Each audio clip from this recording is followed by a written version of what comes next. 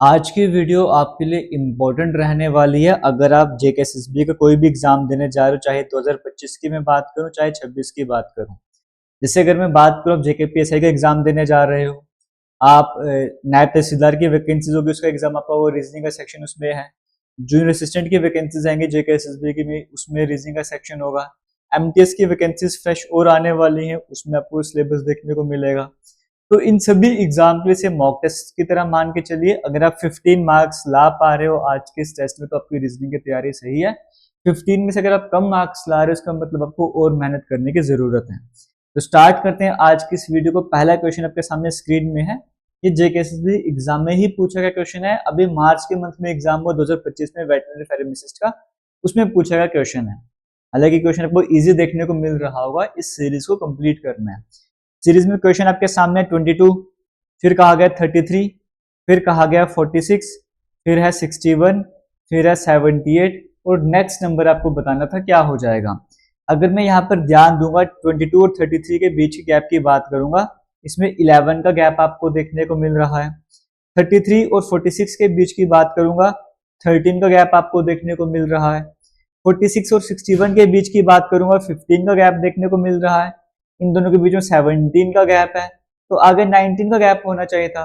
तो 78 में जब आप 19 ऐड करोगे तो 97 आपको देखने को मिलेगा। Option number B correct answer हो जाएगा। ये पैटर्न सिंपल सा था, ये आप सभी ने जरूर अच्छे से इसका रिप्लाई वगैरह आंसर वगैरह दिया होगा। सेकंड क्वेश्चन आपके सामने जो स्क्रीन में देखने को मिल रहा है, ये भी वेटनरी फार्मेसी 2025 में पूछा गया क्वेश्चन है। कहा जा रहा है P is the father of Q. P कौन है? फादर है। किसके फादर? क्यू के फादर। क्यू का जेंडर नहीं पता। Q is the sister of R. Q क्या है? सिस्टर है। किसकी सिस्टर है? ये आर की सिस्टर है। सिस्टर है तो जेंडर पता लग गया। आर फादर है। किसके फादर है? R is the father of S. R father है एस के। How is P related to S. P का क्या रिश्ता है एस के साथ? देखो पी है, पी के आगे बच्चों के बच्चे हैं, तो पी जो है वो ग्रैंड फादर हो जाएंगे। जेंडर हमें पता था। Option number A correct answer हो जाएगा। या फिर जनरली बच्चे कई बार मिस्टेक करते हैं, वो बोलते हैं कि एस का जेंडर हमको नहीं पता, तो कांट डिटरमाइन पे टिक कर लेते हैं अगर ऑप्शन वगैरह देखने को मिलता है। लेकिन हमसे ये नहीं पूछा कि एस का क्या रिश्ता है, हमसे पूछा how is P related, P का क्या रिश्ता है, तो वो ग्रैंड फादर हो जाएंगे। Option number A correct answer हो जाएगा। आगे चलते हैं। ये भी सेम एग्जाम में पूछा गया क्वेश्चन है 2025 का, मार्च के मंथ में जो एग्जाम हुआ है। यहाँ पे कहा गया है, जैसे देखिए ए एस टी का जो रिलेशनशिप है वो बी आर यू के साथ है। आपको बताना है एन क्यू बी का रिलेशनशिप किसके साथ हो जाएगा। पैटर्न फाइंड आउट कर लेते हैं। अगर आपको इन क्वेश्चन को सॉल्व करने में प्रॉब्लम आती है, समझने में प्रॉब्लम आती है, या फिर आपके नंबर कम आ रहे हैं, आपको बोलूंगा आप जेकेएसएसबी का जो फाउंडेशन कोर्स हमने लॉन्च करा है, वीडियो के कमेंट सेक्शन में डिस्क्रिप्शन बॉक्स में लिंक मिलेगा। बिल्कुल मिनिमम प्राइस है। इस प्राइस में आपको जम्मू कश्मीर में एक कोर्स लेना डिफिकल्ट हो जाएगा। मैं इतने प्राइस में मल्टीपल कोर्सेज ऑफर कर रहा हूँ। एक ही फाउंडेशन कोर्स में आपको नायब तहसीलदार भी मिल जाएगा, एमटीएस में मिल जाएगा। जो वैकेंसी आने वाले टाइम पर आते जाएंगे वो कोर्स पे आपको एक ही फाउंडेशन कोर्स में मिलते जाएंगे, और सेपरेट वीडियोस भी आते जाएंगे। अगर आपको एक्स्ट्रा पढ़ना है कोर्स से हट के, आप एक्स्ट्रा भी पढ़ सकोगे। आपको जो है जैसे आपको ठीक लगे, स्पेसिफिक कोर्स का पढ़ना, कोर्स का भी पढ़ सकोगे। तो मिनिमम प्राइस सेट करा गया। जम्मू कश्मीर में ऐसा कोई नहीं कर रहा। मैं हूँ जो फाउंडेशन कोर्स में सारे कोर्स सब लाके आपके सामने रख रहा हूँ। आप सिलेबस के अकॉर्डिंग पढ़ना स्टार्ट कीजिए। कमेंट सेक्शन में डिस्क्रिप्शन बॉक्स में लिंक मिलेगा, वहां पे जाके पढ़ लो। सब कुछ कवर करवाया हुआ है वहां पे, ठीक है। जैसे देखो नेक्स्ट क्वेश्चन आपके सामने स्क्रीन में है, जिसे कहा गया ए एस टी का रिलेशनशिप बी आर यू के साथ है। तो ए की बात करूंगा, मुझे पता है ए जो है फर्स्ट नंबर, ए जो है फर्स्ट नंबर पर आता है, एस 19 नंबर पर आता है और टी 20 नंबर पर आता है। बी सेकंड नंबर पर आता है, आर 18 नंबर पे, यू 21 नंबर पे आता है। अगर आपको 1 से 2 पे जाना तो +1 करना पड़ेगा। 19 से आपको 18 पे जाना तो -1 करना पड़ेगा।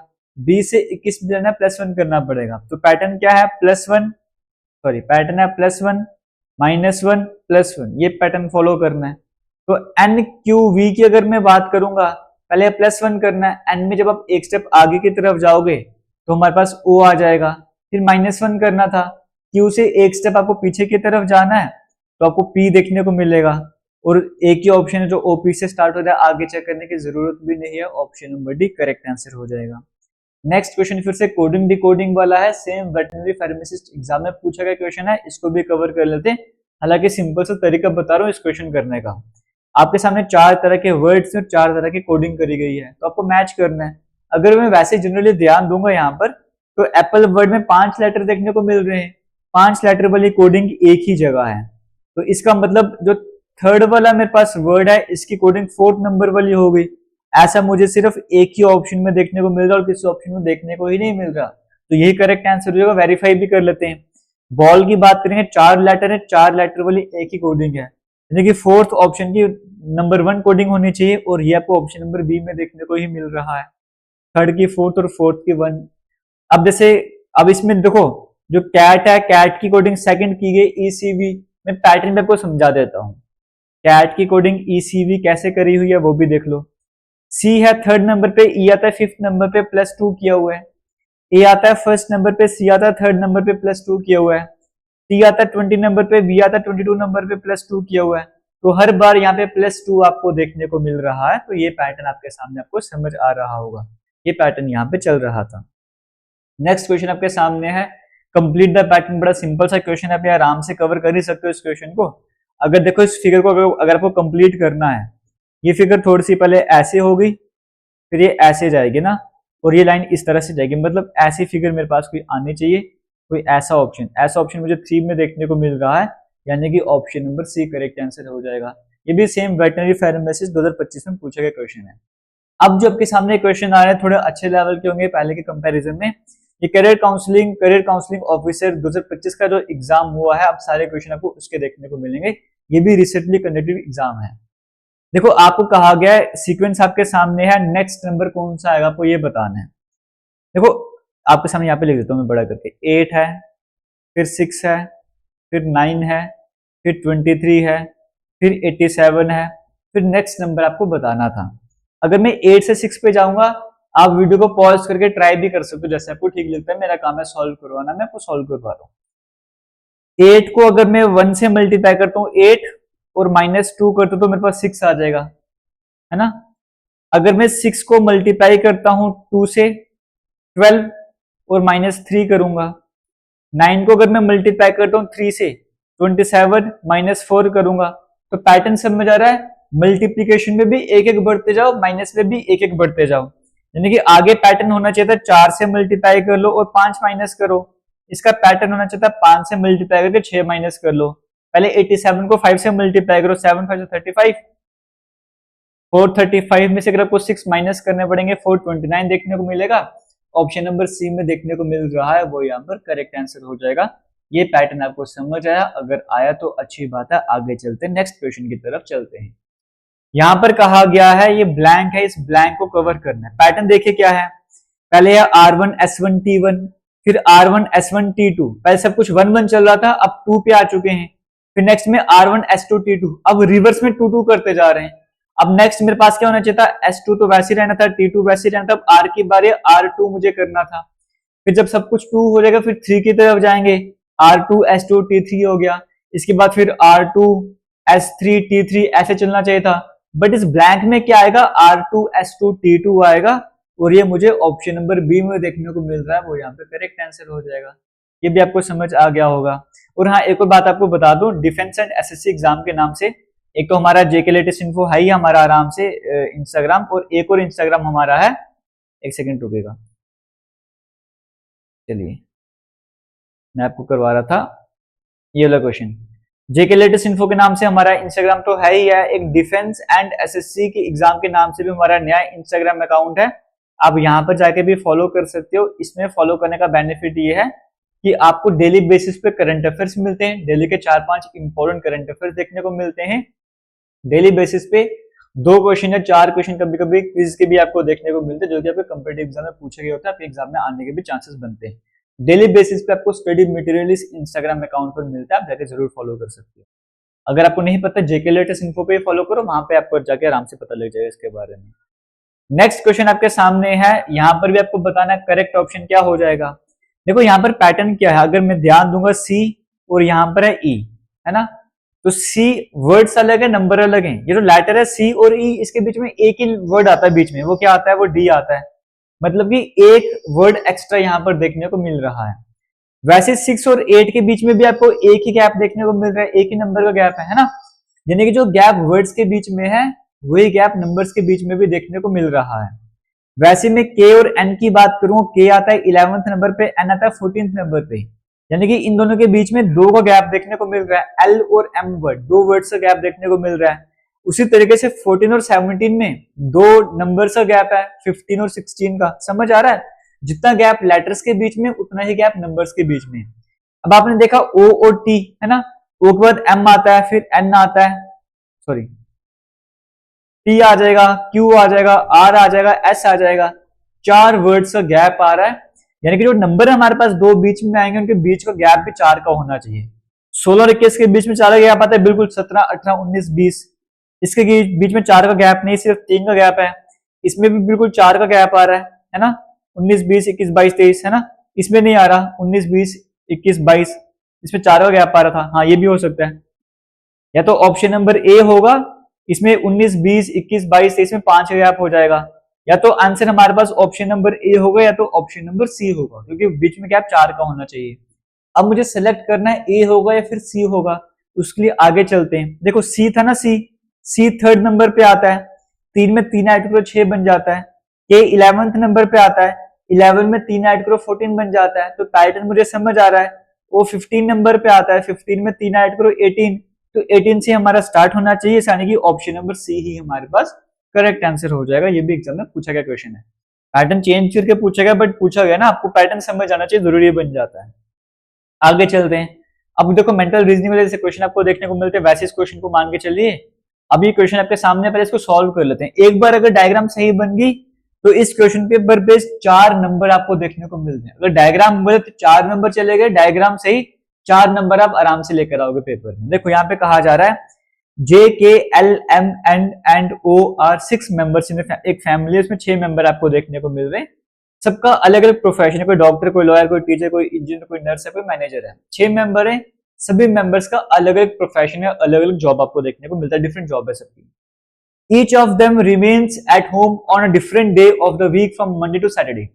मंडे से लेकर सैटरडे तक जब मैं बात करूंगा, एक फैमिली उसके 6 मेंबर हैं, सब अलग अलग तरह की जॉब कर रहे हैं, सबकी डिफरेंट जॉब है, लेकिन मंडे से लेकर सैटरडे तक हर दिन कोई ना कोई एक इंसान घर पे रहेगा ही रहेगा। मंडे से लेकर सैटरडे, संडे इंक्लूडेड नहीं है, मंडे से लेकर सैटरडे तक की बात करी जा रही है।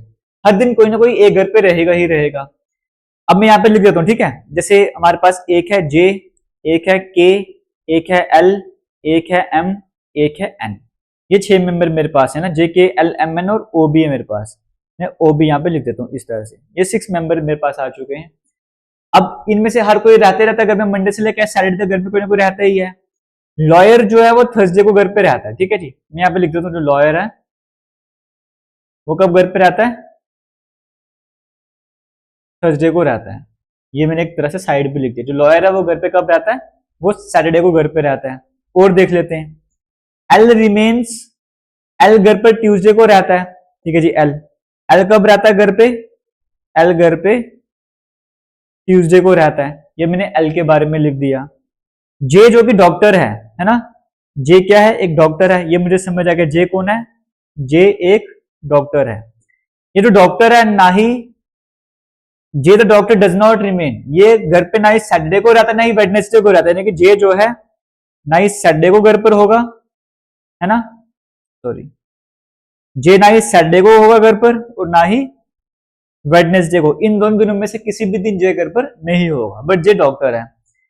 एम ना ही डॉक्टर है ना ही टीचर है। एम की बात कर लेते हैं। एम जो है ये ना ही डॉक्टर है और ना ही टीचर है। एम की जब मैं बात करूं, ना ही डॉक्टर है और ना ही टीचर है। और एक घर फ्राइडे को रहता है। एम की बात करेंगे, एम घर पे कब रहता है? ये फ्राइडे को घर पर रहता है। के इज द इंजीनियर, के हमारे पास एक इंजीनियर है, के का कंफर्म हो चुका है, के एक इंजीनियर है। और एन एक मैनेजर है और एम एक मैनेजर है, ठीक है। ये भी मुझे समझ आ गया। अब हमें अरेंज किस किस को करना है? देखो ओ का हमें पता नहीं है ना, ठीक है। ये आता है ट्यूसडे को, ये रहता है फ्राइडे को, और लॉयर बच गया मेरे पास। देखो ये ना ही डॉक्टर है ना ही टीचर है। डॉक्टर मेरे पास आ चुका है। कुछ और हिंट हमारे पास है क्या? एक बार फिर से देख लेते हैं।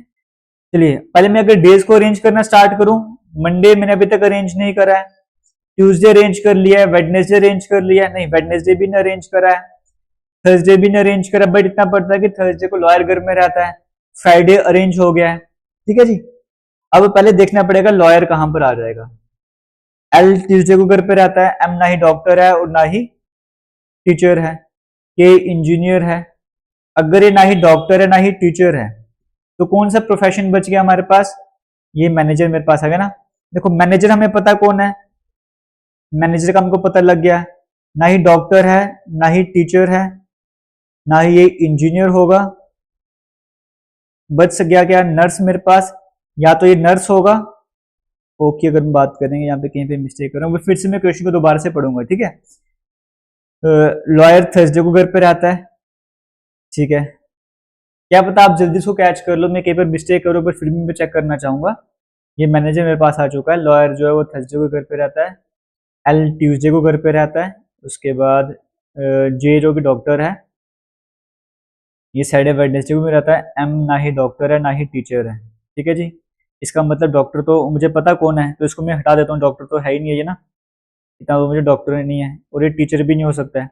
एम की बात करूंगा ये टीचर नहीं हो सकता, इसका मतलब टीचर या फिर एल होगा। हाँ ठीक है, यहाँ से एक हिंट मिल चुकी है, एम का मुझे कंफर्म है कि एम टीचर नहीं है, टीचर या फिर एल होगा, है ना, टीचर या फिर एल होगा या फिर ओ होगा।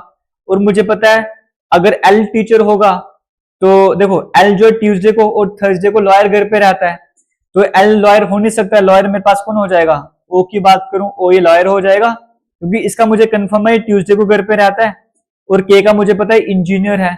अगर ये लॉयर होगा तभी थर्सडे को घर पे रह पाएगा, है ना, क्योंकि के का भी मुझे डे नहीं पता था लेकिन के का इतना पता है इंजीनियर था। एल की बात करूं मुझे डे पता है, जे का बात करूं सैटरडे वेडनेसडे से मैं क्वेश्चन बट जे का पता है मुझे डॉक्टर है। मुझे कॉम्बिनेशन बिठाना था कि लॉयर जो है वो थर्सडे को घर पे रहता है ना। तो देखो या तो मैं ओ को सेट करूंगा क्योंकि ओ ब्लैंक था, या तो मैं एम को सेट करूंगा, एम टीचर हो नहीं सकता बट एम फ्राइडे को घर पे रहता तो यहाँ पे मैं लॉयर लगा नहीं सकता था। जे डॉक्टर है, डॉक्टर थर्सडे को रह नहीं सकता, के थर्सडे को रह नहीं सकता क्योंकि के मेरे पास इंजीनियर लॉयर नहीं है। इन सभी बातों को ध्यान पे रखते हुए मैंने ये देखा कि ओ जो मेरे पास है वो लॉयर हो जाएगा क्योंकि इसको मैं लॉयर भी सेट कर सकता हूँ, थर्सडे को भी फिट कर सकता हूँ। अगर ओ मेरे पास लॉयर हो चुका है, एम टीचर नहीं है तो टीचर कौन हो जाएगा मेरे पास, एल एक टीचर हो जाएगा और एम मेरे पास एक नर्स हो जाएगी, है ना। सब कुछ मैंने अरेंज कर दिया, एम एक नर्स हो चुकी है, एल एक टीचर हो चुका है, इस तरह से मैंने अरेंजमेंट वगैरह कर लिया। अब डेज की बात करूंगा, ठीक है, एन मेरे पास मैनेजर आ चुका है ना। अगर ये सैटरडे भी नहीं है वेडनेसडे भी नहीं है, इसको अगर मैं मंडे कर लूंगा तो ट्यूसडे मेरे पास है, वेडनेसडे थर्सडे फ्राइडे सैटरडे, ठीक है। ये मेरे पास यानी कि डॉक्टर जो मेरे पास है वो कब हो जाएगा, वो मंडे को घर पे रहा करेगा। जो J1 मेरे पास है मंडे को रहा करेगा, मंडे भी आ गया, ट्यूसडे भी आ गया, फ्राइडे भी आ गया, थर्सडे भी आ गया। अब मेरे पास क्या बच गया, सैटरडे और वेडनेसडे बच गया ना। तो ये कहां पर अरेंज करूंगा, के, एक के मेरे पास बच गया है और एक एन मेरे पास बच गया है। अब इसमें मैं क्लियर नहीं कर पा रहा हूं लेकिन इतना पता है कि इन दोनों में से एक के पास सैटरडे हुआ करेगा, है ना। एक सेकेंड, के और एन में से ए के पास सैटरडे हुआ करेगा और कौन सा दिन मिसिंग था, वेडनेसडे था, वेडनेसडे। क्योंकि इनको मैं एडजस्ट नहीं कर पाया हूं इसका मतलब या तो के सैटरडे को या तो के वेडनेसडे को होगा। फिलहाल क्वेश्चन की तरफ चलते हैं फिर क्लियर हो जाएगा। सैटरडे को घर पर कौन रहा करेगा ये मुझे बताना है, ठीक है। सैटरडे को घर पे तो के रहेगा तो एन रहेगा, दोनों में से एक रहेगा। ऑप्शन में भी वैसे ही देखने को मिला है तो ऑप्शन नंबर एक करेक्ट आंसर हो जाएगा। Which of the following is correct, L एक टीचर है, बिल्कुल एल एक टीचर है, एम एक नर्स है ये भी सही है, ओ एक लॉयर है, all are correct, option number D सही आंसर हो जाएगा। Which stays at home the day after nurse, nurse के बाद नेक्स्ट डे घर पे कौन रहता है, नर्स घर पे रहती है कब, नर्स हमारे पास ये है, नर्स रहती है फ्राइडे को, तो फ्राइडे के बाद सैटरडे या सैटरडे को तो के रहता है तो एन रहता है, option number C correct answer हो जाएगा। कौन सा कॉम्बिनेशन सही है, देखो क्या इंजीनियर थर्सडे को रहता है, नहीं ऐसा नहीं है। क्या मैनेजर ट्यूसडे को रहता है, मैनेजर का भी नहीं है। क्या नर्स फ्राइडे को रहती है, बिल्कुल नर्स का कॉम्बिनेशन बिल्कुल सही है, option number C correct answer हो जाएगा। आगे चलते हैं नेक्स्ट क्वेश्चन की तरफ चलते हैं। थोड़ा मैं स्क्रीन में सही से लिख नहीं पाया कि बड़ा फिर भी आपको उम्मीद कर तो समझ आएगा थोड़ा बहुत, अगर फिर भी प्रॉब्लम आएगी आप कमेंट सेक्शन में कमेंट कीजिएगा। नेक्स्ट क्वेश्चन आपके सामने यहाँ पे कहा जा रहा है, रीता पॉइंटेड टू, ये सभी उसी एग्जाम में पूछेगी, ऑफिशियल जो एग्जाम था ना वहां पर पूछेगी क्वेश्चन है। Rita pointed to a boy in a photograph, एक फोटोग्राफ है उसमें एक लड़का है, इसकी तरफ पॉइंट करते हुए रीता बोलती है ये अकेला बेटा है, बट किसका अकेला बेटा है, my grand fathers only child. Rita बोलती है कि मेरे ग्रैंडफादर हैं, ये मेरे ग्रैंडफादर का जो अकेला बेटा है उसका बेटा है, इसका बेटा मतलब इसका भाई ही हुआ ना, तो रीता उस लड़के की क्या लगेगी, बहन लगेगी। तो सिस्टर आपको ऑप्शन नंबर सी में देखने को मिल रहा है, वो करेक्ट आंसर हो जाएगा। नेक्स्ट क्वेश्चन में कहा जा रहा है, ये भी वैसे क्वेश्चन आपको देखने को मिल रहा है, T U V W X Y and Z, ये एक फैमिली के मेंबर हैं जिसमें 4 आपको अडल्ट देखने को मिलेंगे और 3 बच्चे देखने को मिलेंगे। जो 3 चिल्ड्रन है, बच्चे हैं, उनमें से 2 तो लड़के हैं। लड़के कौन से हैं यहाँ पे बना देता हूँ, एक वाई एक लड़का है और जेड एक लड़का है, ठीक है जी। एक फैमिली के 7 मेंबर, इसमें 4 अडल्ट हैं, 3 बच्चे, 3 बच्चों में से 2 लड़के हैं, ये मुझे कंफर्म हो चुका है। 2 लड़के कौन से हैं, वो वाई और जेड 2 लड़के हैं। T and W R brothers, T और डब्ल्यू जो है वो ब्रदर हैं, ये भी मुझे क्लियर हो चुका है। टी भी ब्रदर है, डब्ल्यू भी ब्रदर है, और टी एक इंजीनियर है, ठीक है जी। टी कौन है, एक इंजीनियर है, ये भी कंफर्म हो चुका है। X is a doctor married to one of the brothers, X एक डॉक्टर है जिसकी इन दोनों भाइयों में से किसी एक के साथ शादी हुई है, उसके 2 बच्चे हैं, ठीक है जी। U is married to W, इस लाइन को हम छोड़ते हैं फिलहाल के लिए। U is married to W, U की शादी किसके साथ हुई है, यू की शादी डब्ल्यू के साथ हुई है। तो इतना तो पता है कि डब्ल्यू से यू की शादी हुई है, और जेड इनका बच्चा है, और इनका बच्चा कौन सा है, इनका जो बच्चा है वो जेड है, ये मैंने लिख दिया। हु इज वी, वी कौन है। अब हम थोड़ा सा फिर से आ जाते हैं। देखो हमने डायग्राम में क्वेश्चन में कहा था कि एक फैमिली है, 4 एडल्ट है, 3 बच्चे, 3 बच्चों में से 2 लड़के हैं, वो है वाई और जेड, ये 2 बच्चे हैं फैमिली के, टोटल 3 है, 2 लड़के थे। फिर कहा टी और डब्ल्यू भाई हैं, 2 मैंने भाई बना दिए क्योंकि 4 एडल्ट था। डब्ल्यू की बीवी है यू, जो एक्स डॉक्टर है वो टी की बीवी हो जाएगी, है ना। इस तरह से 4 मैंने एडल्ट फैमिली में बना दी, हस्बैंड वाइफ इस तरह से मैंने बना दिए। अब इनके बच्चे थे, देखो डब्ल्यू और यू का बच्चा कौन है, जेड है, ये मुझे बता दिया क्योंकि कहा ना U is married to W, U की शादी हुई है डब्ल्यू के साथ और जेड उनका बच्चा है, तो वी आपको बता देना कौन हो जाएगा। तो वी की अगर मैं बात करूंगा, वाई और जेड भी फैमिली में, ठीक है, वाई और जेड जो है, ठीक है, वाई और जेड भाई है ना, एक जेड भी लड़का है, फैमिली में 3 मेंबर, एक जेड लड़का हो जाएगा, एक वाई लड़का है, और तीसरा भी बच्चा है वो कौन हो जाएगा, वो वी हो जाएगा, तीसरा बच्चा वी हो जाएगा। इस तरह से करके आप यहाँ पे देख सकते हो, है ना।